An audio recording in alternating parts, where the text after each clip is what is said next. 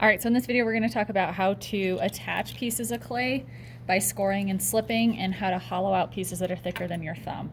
So if we're just attaching two pieces of clay that are thinner than my thumb, then I don't need to hollow anything out, and I just need to attach these together. Now, when the clay is in that plastic or even leather hard state, if I just stick this on, it is going to attach itself.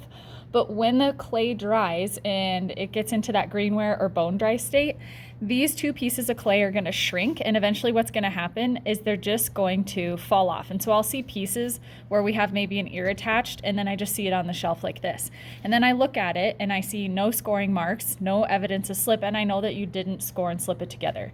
So I know it sticks together like this, but we have to score and slip to properly attach it. So scoring is just roughing up the surface. So if I know I want to attach here, I'm just going to make little hatches or cross hatches. What that does is it just roughs up the surface so the slip can stick to it better. If you're welding two pieces of metal together, you also rough up the surface before you attach it together. Now, I'm going to be using a needle tool here. You can use a fork, you can use, honestly, even your fingernail, as long as you're roughing up that surface. Okay, then you guys have your slip containers, whether at home or in class. And I'm going to fill all of those cracks and crevices with slip. It's okay if it oozes out. I'm going to show you guys how to clean that up. So I have to fill both sides, making sure there's no air bubbles, because remember, with air bubbles, that tends to expand in the kiln and it's going to separate your pieces anyway. And then once I stick that on, I kind of wiggle it back and forth to make sure that attachment is secure. And then I use my little paintbrush here and I get rid of that slip that oozed out. Now remember, we're getting rid of our newspapers at the end of the class period, so it doesn't matter if there's a bunch of slip on it. So I want to clean that up. Any areas I can't reach, I use my paintbrush. If not, I can use my sponge and I can clean it up that way. Now, if you don't like that dent right there, you can take a tool, say the wooden tool, and I can smooth that out to close off that space, but that's up to you.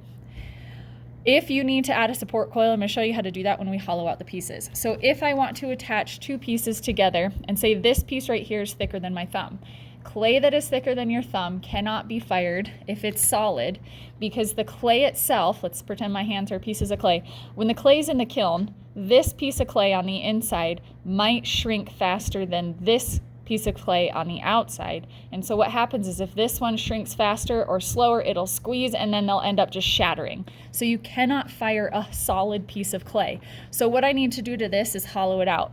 And I can use a ribbon tool. If I'm in class, I can use a ribbon tool and I just scoop out some of that clay.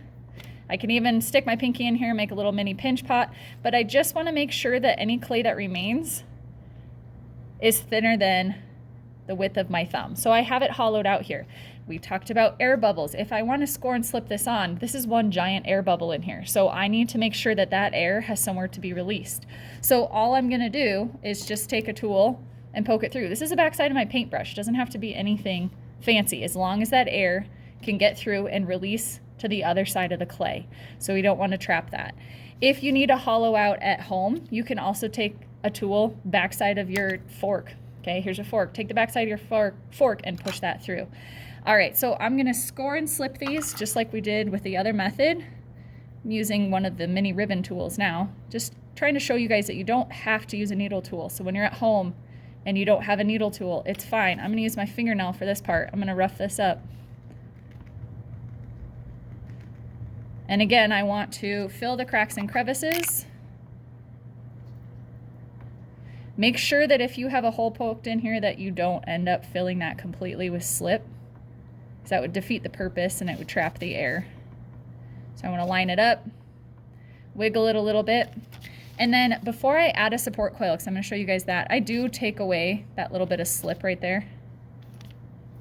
Okay, now you can see that there's that gap, so I want to push down, but be careful not to trap any air. So I'm actually going to push down and pull some of that clay down. So if you want a seamless attachment, then I just pull it and smooth those pieces of clay together.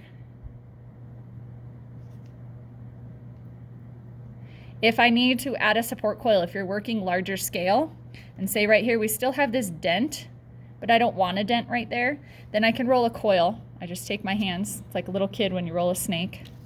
And then I don't need to score and slip this coil on, because a majority of it is going to be smashed down. So I smash down the bottom and I smash up the top. So I'm smoothing it into the surface. So I don't actually want this coil to show. I'm just reinforcing that seam right there. And that, again, it's optional. If you feel like it's weak or you get a dent, you can add clay, but just be cautious and make sure that when you're adding that clay, you're not getting thicker than your thumb. So then I can smooth that out.